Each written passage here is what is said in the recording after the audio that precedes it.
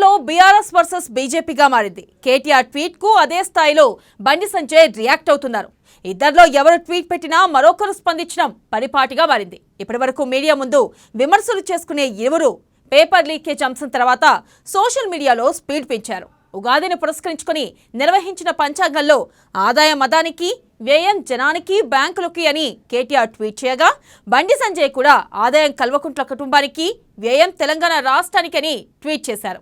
ఇలా డి అంటే డి అనే లెవెల్లో సాగుతున్న ఈ ట్వీట్ మంటలు ఎటువైపు వెళ్తాయో తెలియడం లేదు.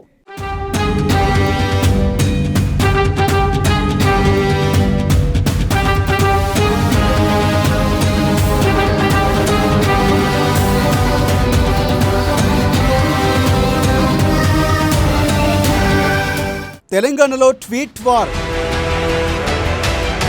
BRS versus BJP. కమలాన్ని టార్గెట్ చేస్తూ కేటీఆర్ ట్వీట్స్. కేటీఆర్కి ధీటుగా బండి సంజయ్ ట్వీట్స్. వరుసగా ట్వీట్లతో హీట్ ఎక్కిస్తున్న పాలిటిక్స్. నిన్నటి వరకు మాటల తూటాలు, నేడు ట్వీట్ మంటలు.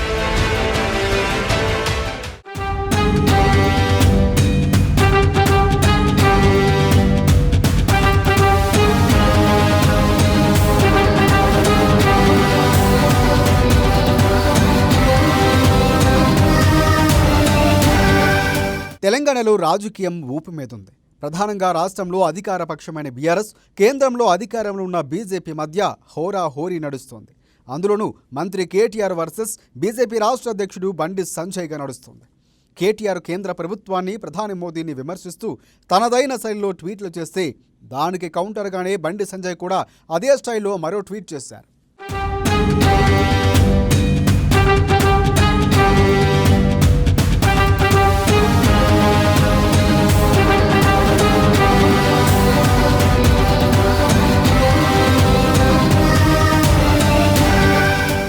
కారు సర్కార్ని టార్గెట్ చేస్తూ ఉద్యమకారులను పార్టీలోకి చోటివ్వం, దళితులకు 3 ఎకరాలు ఇవ్వం, దళితులకి ముఖ్యమంత్రి పదవి ఇవ్వం, ఖాళీలున్న ఉద్యోగాలు భర్తీ చేయం, నిరుద్యోగ భృతి ఇవ్వం, డబుల్ బెడ్రూమ్ ఇండ్లు ఇవ్వం, దళిత బంధు అర్హులకు ఇవ్వం, పంచాయతీ మున్సిపాలిటీలకు నిధులు ఇవ్వం, ప్రకటనలే తప్ప ఆలయాలకు సైతం నిధులు ఇవ్వం అంటూ కేసీఆర్ పేరుతో బండి సంజయ్ ట్వీట్ చేశారు. ముఖ్యమంత్రి ప్రధాన బాధ్యతల్లో ప్రజలకు చోటివ్వనప్పుడు ఎందుకు భరించాలి, సహించాలి అంటూ బండి సంజయ్ ప్రశ్నించారు. అసలు కేసీఆర్ తమ పార్టీ నుంచే తెలంగాణను తొలగిస్తే ఆయనను ఎందుకు ఈ రాష్ట్రం నుంచి తొలగించకూడదు అంటూ ప్రశ్నిస్తూ కేటీఆర్కు కౌంటర్ ఇస్తూ ట్వీట్ చేశారు బండి సంజయ్.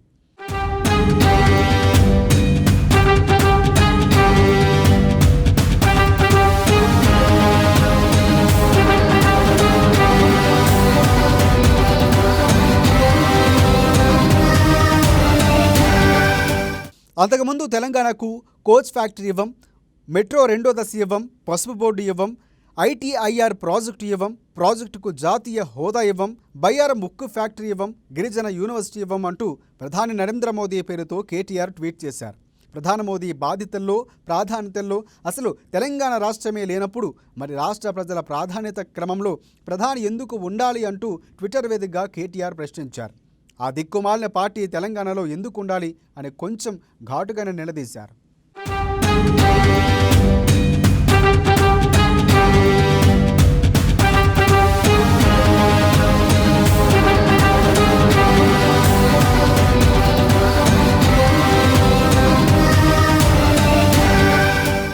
ఇదిలా ఉంటే ఉగాది రోజున కూడా వీళ్ళిద్దరి మధ్య ట్వీట్ వార్ జరిగింది.